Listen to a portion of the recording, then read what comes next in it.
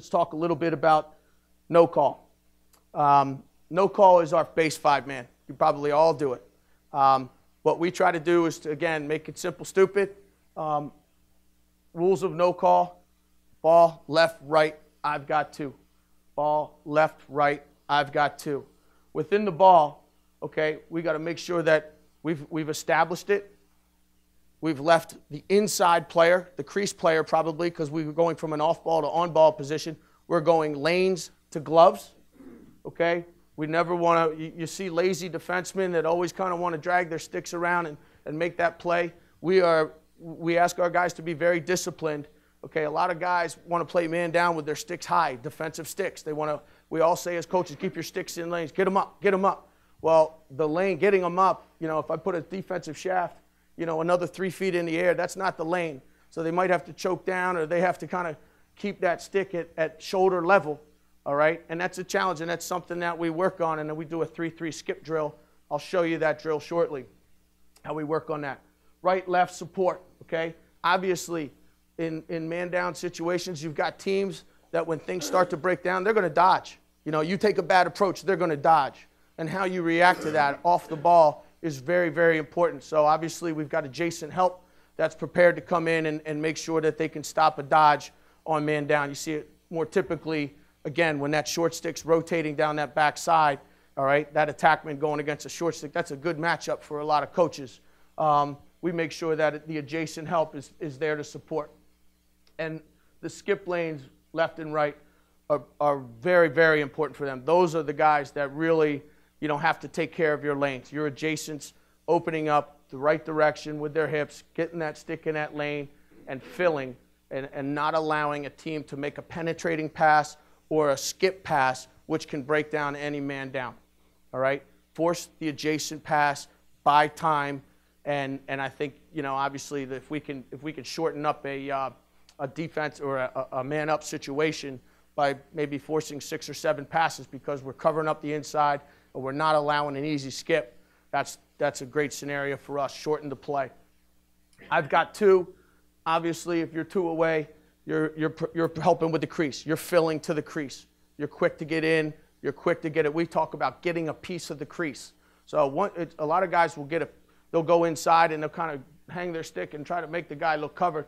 It's okay to give him a tap. It's okay to get on his gloves, and the referees aren't gonna come down your road really if you're going in there and you're laying a slap and letting them know you're in there. We talk an awful lot about get a piece of the crease. Let them know you're there. Be physical leadership, and that's what we want. We ask our seniors, and when I say physical leadership, it's not happening. We want my seniors to go grab a younger guy and show him and put him and walk him through exactly what we're trying to accomplish there, and I think they start to get the message, and it's really, that's the area you have to control, is the inside on every man-up situation.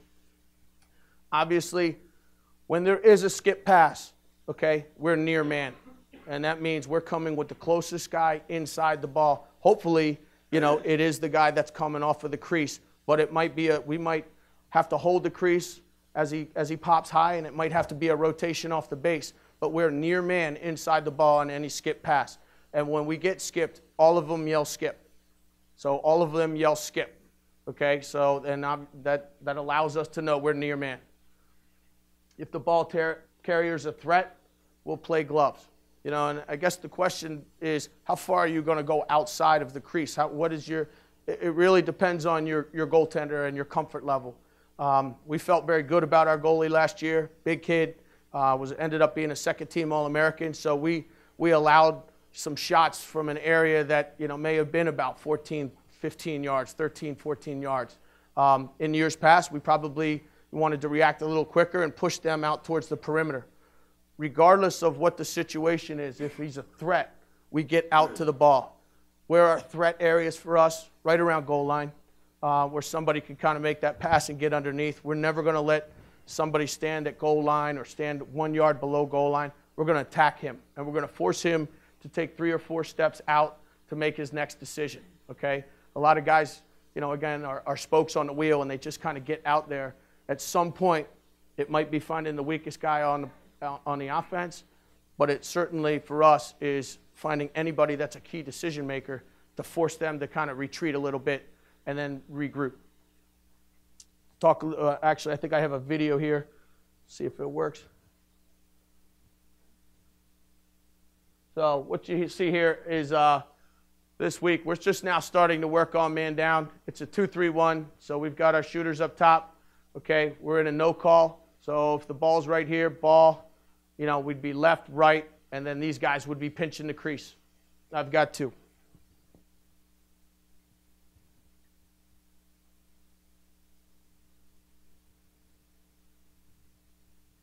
A lot of times we're pretty soft right there. If he's deep, we'll allow him to kind of cut through the crease.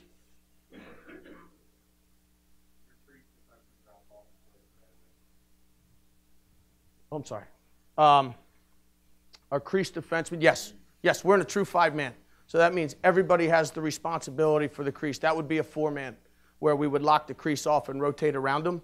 So yes, we really feel like, for us, having the ability to have 5 guys get out to the perimeter is the ball moves so quickly at our level.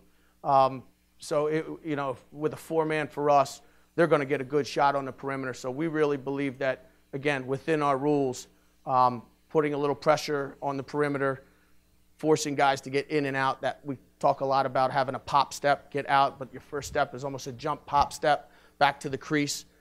Get your head around, get that stick, and get a piece of the crease. So yes, that's. Let's see if I can kind of play that again.